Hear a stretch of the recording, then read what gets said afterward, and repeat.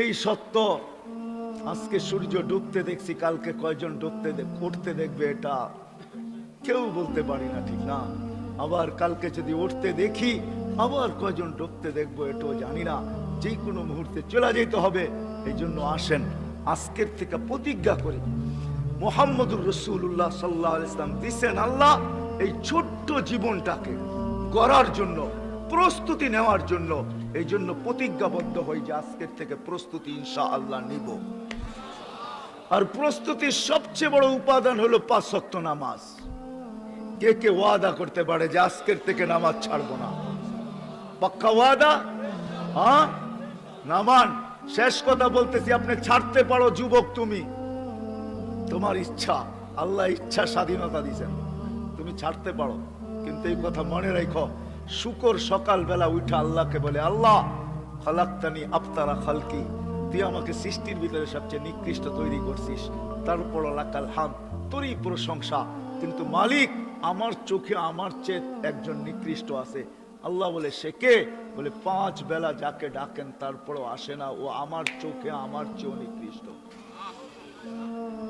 এইবার ভাবেন, আপনি যদি শুকরের চোখেও নিকৃষ্ট, শুকরের চেয়ে নিকৃষ্ট থাকতে চান, তো ইচ্ছা স্বাধীনতা আল্লাহ দিছেন। আল্লাহ স্বাধীনতা মানুষকে বেশি দেন নাই, 5টাই দিছেন।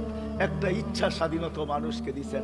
যেই কোনো মত আদর্শে আদর্শমান হইতে পারে, যেই কোনো পেশায় পেশাজীবী হইতে পারে, যেই কোনো শিক্ষায় শিক্ষাজীবী শিক্ষিত হইতে পারে, সমর্থ থাকলে দুনিয়ার যেই কোনো সোসাইটিতে বাস করতে পারে, আর মৌত পর্যন্ত যেমন খুশি তেমন চলতে পারে।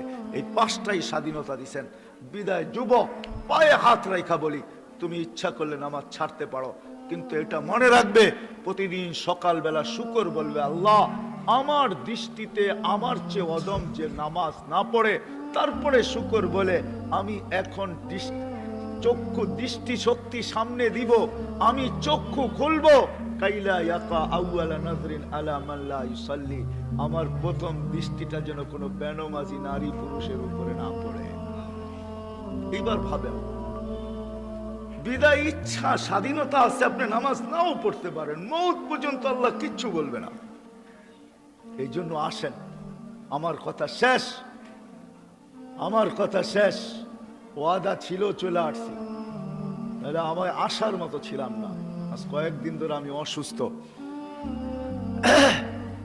ওষুধ চলতেছে, কিন্তু ওয়াদা ছিল। তাও ওয়াদাটা ডাইরেক্ট এদের সাথে না, কোনো এক মাধ্যমে ওয়াদা ছিল, যার কারণে আমি চলে আসতে বাধ্য ছিলাম। এই জন্য এতটুকুই শেষ করতে চাইতেছি, আসেন প্রস্তুতি নেই, জীবনটাকে গড়ি মুহাম্মদুর রাসূলুল্লাহ সাল্লাল্লাহু আলাইহি ওয়াসাল্লাম গড়ার জন্য। সবচেয়ে বড় পাথেয় আল্লাহর রাসূলের আদর্শ শিখি, সুন্নত শিখি। কসম খোদার, এই উম্মতের জন্য সুযোগ আছে। আল্লাহর রাসূল নিজে বলে গেছেন, এক জমানা আসবে 100 ভাগের 10 ভাগও যদি মানতে পারো, তো 10-এর বদলায় 100 নাম্বার দিয়ে আল্লাহ পাস করাবে। লাউ উমিলা উশরা মা উনজিলা বি লানাজা, 10 ভাগ মানলে ওই উম্মত পার হয়ে যাবে। কোন কোন ক্ষেত্রে তো আল্লাহ এটাও বুঝাইছেন যে 10 ভাগ না, আমার বন্ধুর এক সুন্নত যদি আমার কাছে গ্রহণযোগ্যতা পর্যন্ত পৌঁছাইতে পারো, তাইলে এক সুন্নতের বদলায় আমি মাফ করে দিব। এক সুন্নতের বদলায়। প্রমাণ, আবু দাউদ রহমতুল্লাহ আলাইহি এক সুন্নতের বদলায় 2 টাকা খরচ করছেন। ওলামাদেরকে জিজ্ঞাসা করেন, এক সুন্নতকে আদায় করছেন, আল্লাহর কাছে কবুল হইতে দেরি, উপর থেকে আওয়াজ আসতে দেরি হয় নাই, আবা দাউদ কাদ গাফারনা লাক, আবু দাউদ তোমাকে মাফ করে দিলাম।